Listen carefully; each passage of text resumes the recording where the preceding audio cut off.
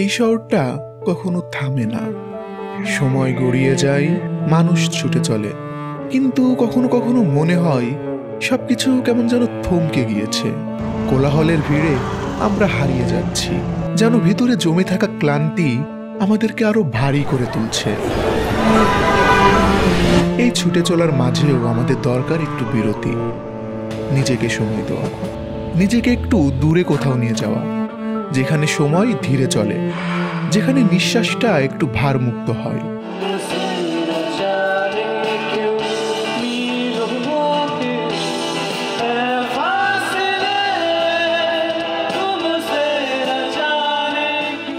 পাহাড়ের চূড়ায় দাঁড়িয়ে নিচে তাকালে উপলব্ধি হয় জীবনটা আসলে একটা পথ, কিছুটা কঠিন, কিছুটা সহজ, কিন্তু সব সময় চলমান। সাগরের ঢেউ যেমন তীরে এসে আছড়ে পড়ে আবার ফিরে যায়, আমাদের জীবনও ঠিক তেমন। আমরা কিছু হারাই, আবার কিছু পাই, কিন্তু শেষ পর্যন্ত আমাদের দুঃখ, আনন্দ, সাফল্য, ব্যর্থতা সব মিলিয়ে যায় সময়ের বিশাল এক প্রবাহে।